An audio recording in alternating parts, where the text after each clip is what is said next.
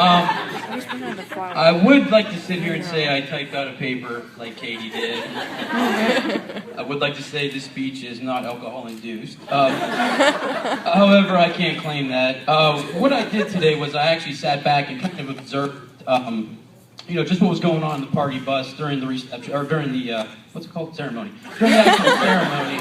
I just kind of sat back and thought of some things to say while it was happening. I have a communication degree, but that's all that's worth about 30 grand, student debt. Anyway, AJ, if you didn't know, is my second cousin, but he also happens to be my best friend. From literally day one, less than 2 months separate us. So from day one, we were literally together almost, if not every day of the week, at least once or twice a week. And I can say after having been around people, for an extended period of time, eventually you're going to find a flaw in their character. Eventually you're going to find something that just ticks you off, something that I just don't want to be around them for a while. And he can't claim this about me. But in all honesty, I've never had that with AJ. Ever in my life have I ever stopped and said, wow, AJ is just getting on my last nerve. AJ is ticking me off. It's never been that way. It's crazy. I mean, everybody, like I said, he certainly could. He'll tell you the opposite of that when it involves me. But as far as he's concerned, I couldn't ask for a better best friend, a better confidant, if you will, someone who I trust and value his opinion. I just couldn't think of anybody better. Whether it's his love of the New York Yankees, Frosties, or gardening, AJ has always decided to put his friends first, which I will say, me, I'm no exception. He's always put me first whenever I needed advice, whenever I needed to complain, whenever I needed bail money, anything like that. AJ would always be the first person I would go to, and he would happily oblige to anything I needed. So when it comes to best friends, when it comes to people who make an impact in your life, I have to say this guy right here has been just as impactful as everybody I know, anybody I know. And I can't thank you enough for it, honestly. And then there's you. My dearest, sweetest Abigail. There's her. She actually requested, in fact begged, that I only say nice things about her, so this will be incredibly brief. I'm being very sarcastic when I say that. No, sort of. As the perennial bachelor of my friends, the perennial most eligible of all my friends, I found there's I don't want to say an unspoken rivalry between the best friend and the significant other, but at times it gets a little testy. However, with Abby right here, and I mean this truthfully, I've never once experienced that. I've never felt that Abby was angry, she probably was, but she hid it very well. I never felt as though she had any animosity towards me. I never felt as though, I was taking too much of AJ away from her.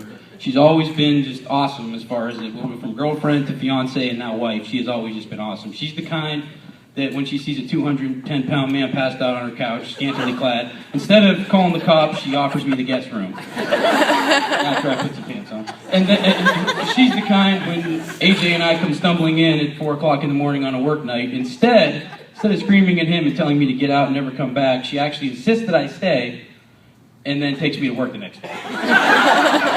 That's true. That's the kind of person she is. In all honesty, if I had to pick someone for AJ, Abby, you would definitely top that list. Then again, I have very low standards. But anyway,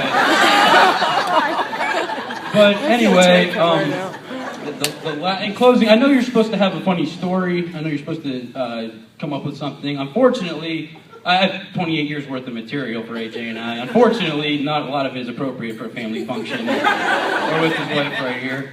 But I remember we were back, I think it was 7th or 8th grade, I think 7th grade we were in, and AJ and I and several of the groomsmen here, we were the Mount Carmel kids. That Catholic schooling worked wonders.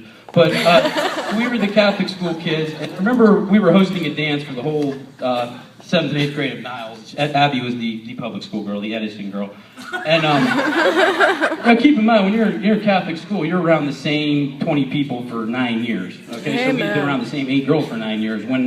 When that dance took place, it was like pleasant culture shock. I was like, oh my God, there's so many girls here. But I remember the next day, as I still was just like amazed by what I had just witnessed. AJ was fixated on this hot blonde girl from Edison.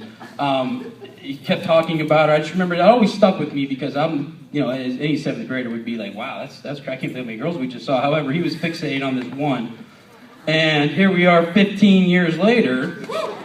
And now she is his wife. So it just that always stuck with me, that during that time, he was still infatuated with her, and it was borderline creepy, but now it's cool. Now it's cool because they're married.